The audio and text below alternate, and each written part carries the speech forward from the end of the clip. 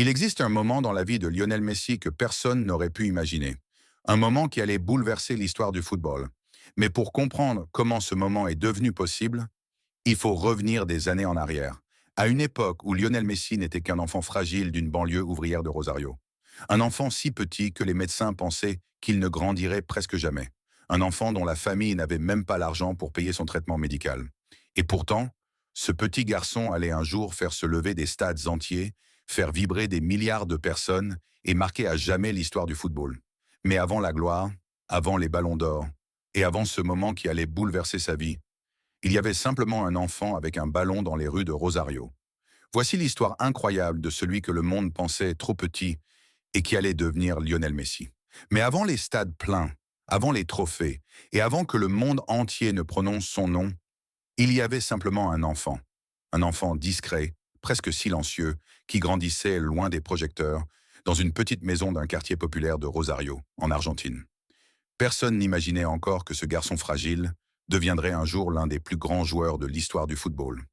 Car au départ, rien ne semblait lui être destiné.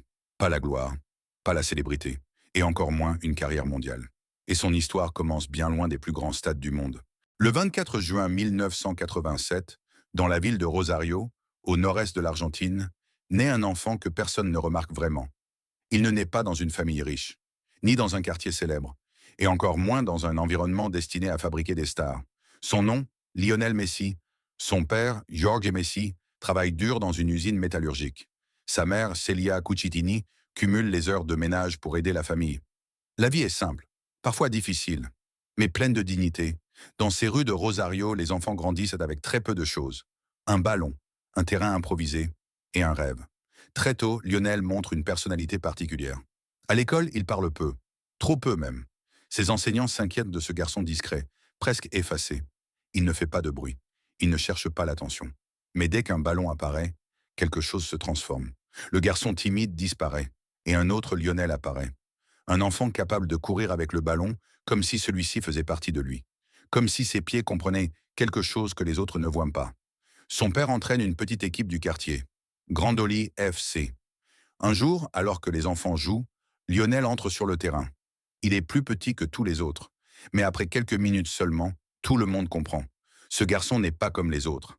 Il dribble un joueur, puis un deuxième, puis un troisième. Les adultes sur le bord du terrain se regardent. Ils ne comprennent pas encore ce qu'ils sont en train de voir, mais ils savent que quelque chose est différent. Très vite, le jeune Messi rejoint l'un des clubs les plus importants de la ville, Newell's Old Boys. Là-bas, son talent devient impossible à ignorer. Les entraîneurs parlent de lui, les parents viennent voir jouer ce petit garçon capable de dribbler toute une équipe. Et dans les tribunes, un murmure commence à circuler. Un nom presque sacré en Argentine. Diego Maradona. Certains disent que ce petit garçon leur rappelle ce génie. La même créativité, la même audace, la même magie. Mais pendant que le rêve commence à prendre forme, le destin prépare un coup terrible. Un jour, lors d'un examen médical, les médecins découvrent quelque chose d'inquiétant. Une anomalie. Après plusieurs analyses, le diagnostic tombe. Lionel souffre d'un déficit en hormones de croissance. Son corps ne produit pas assez d'hormones pour se développer normalement. Sans traitement, les spécialistes sont catégoriques. Lionel Messi ne dépassera probablement jamais 1,50 m. Pour un futur footballeur professionnel, c'est presque une condamnation. La nouvelle frappe la famille comme un orage. Le traitement existe, mais il coûte près de 1 000 $ par mois. Une fortune pour une famille ouvrière. Malgré tout, les parents Messi refusent en mal d'abandonner. Ils cherchent des solutions. Ils demandent de l'aide. Pendant ce temps, Lionel continue de jouer. Comme si le ballon était le seul endroit où le monde n'avait plus de problème. Plusieurs clubs argentins remarquent son talent. Certains viennent le voir jouer. Mais lorsque la question du traitement médical apparaît, tout le monde recule. Le risque est trop grand. Le coût est trop élevé. Peu à peu, le rêve semble s'éloigner. Comme si le destin avait décidé que ce garçon ne devait pas aller plus loin. Mais parfois, les plus grandes histoires naissent dans les moments où tout semble perdu. Car à plus de 10 000 kilomètres de Rosario, en Espagne, un club mythique va bientôt entendre parler d'un enfant argentin capable de faire danser le ballon comme personne. Un club qui va prendre une décision totalement improbable, qui changera la vie de Lionel Messi et qui écrira l'une des plus grandes histoires du football. Ce club s'appelle FC Barcelona. Et sans le savoir, le destin de Lionel Messi est sur le point de basculer. Ce jour-là, personne ne le sait encore. Mais le FC Barcelone vient peut-être de signer le plus grand joueur de l'histoire du football. Et pourtant, alors que le rêve semble s'éteindre dans les rues de Rosario, le destin de Lionel Messi est sur le point de basculer. À plus de 10 000 kilomètres de là, en Espagne, un recruteur commence à entendre parler d'un enfant argentin au talent inexplicable. Un garçon minuscule capable de dribbler toute une équipe. Son nom circule doucement dans le monde du football. Certains disent qu'il est trop petit, d'autres qu'il est trop fragile. Mais tous disent la même chose. Il a quelque chose de différent. Une vidéo finit par arriver en Espagne. Les recruteurs expérimentés, l'image rappelle immédiatement une légende argentine. Diego Maradona. La vidéo attire l'attention d'un homme influent du FC Barcelona. Très vite, un essai est organisé. Lionel Messi n'a que 13 ans lorsqu'il arrive à Barcelone. Personne ne sait vraiment à quoi s'attendre. Sur le terrain, les recruteurs observent en silence. Les premières minutes passent. Puis soudain, le petit Argentin commence à jouer. Il accélère, il dribble, il change de direction avec une facilité déconcertante. Comme si le ballon était attaché à son pied, les défenseurs tombent les uns après les autres. Sur le bord du terrain, les recruteurs se regardent. Ils comprennent qu'ils sont peut-être en train d'assister à quelque chose de rare, peut-être même d'historique. Mais il reste un problème énorme. Lionel Messi est malade, et son traitement médical coûte une fortune. Signer ce garçon représente un risque énorme. Les discussions durent des heures. Les dirigeants hésitent, car miser sur cet enfant, c'est parier sur l'inconnu. Puis soudain, un homme décide de prendre une décision. Karl Rexach, directeur sportif du Barça.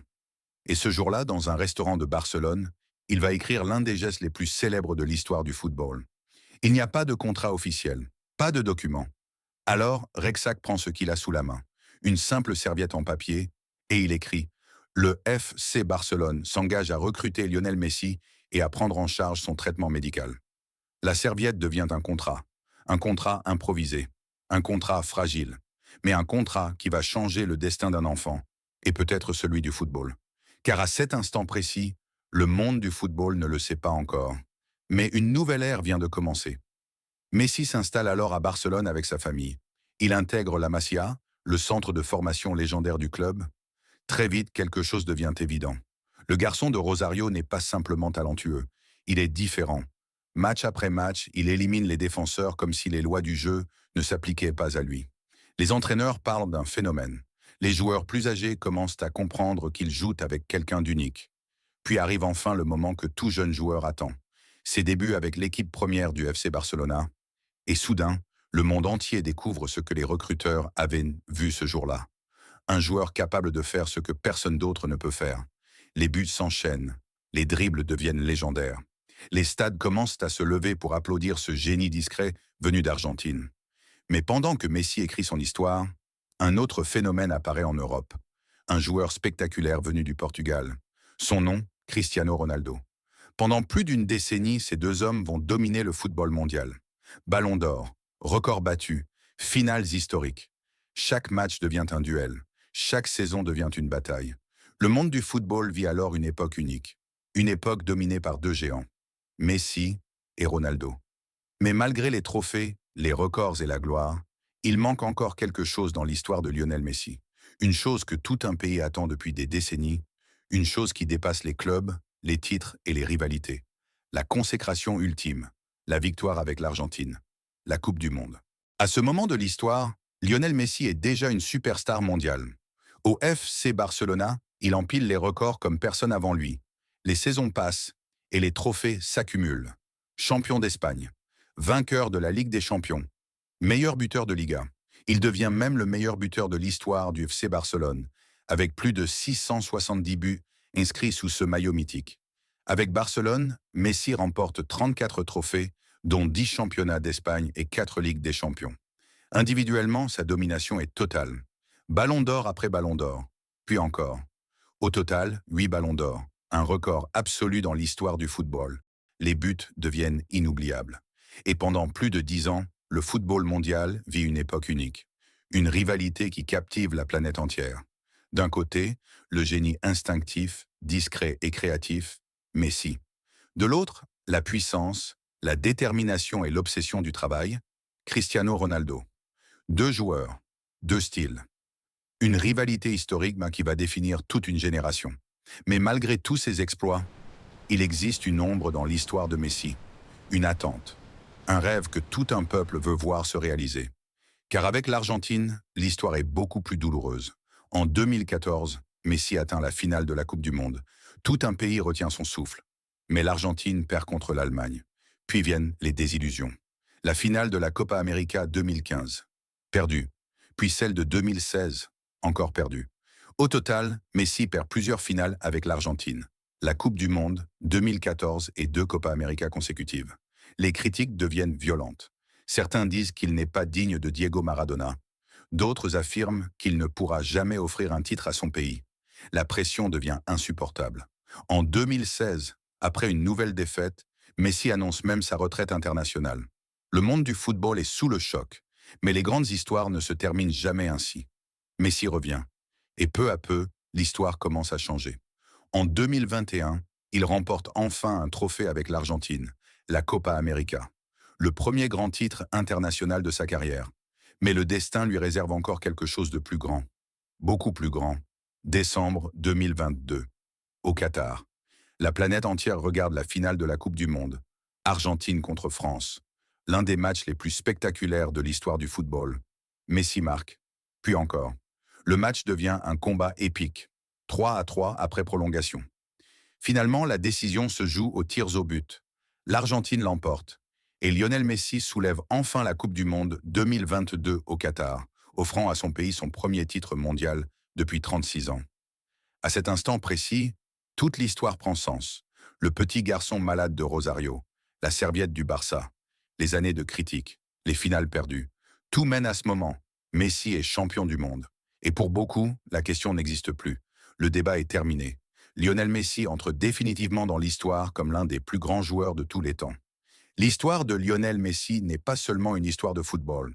C'est une histoire de résilience. Un enfant que la médecine pensait trop fragile. Un joueur que certains jugeaient trop petit. Un homme critiqué pendant des années par son propre pays. Et pourtant, il n'a jamais abandonné. Et finalement, il a transformé ce qui semblait être une faiblesse en une légende. Car parfois, les plus grandes histoires ne commencent pas avec les plus grands joueurs. Elles commencent avec un enfant, un ballon et un rêve. Et c'est peut-être cela, la véritable leçon de Lionel Messi.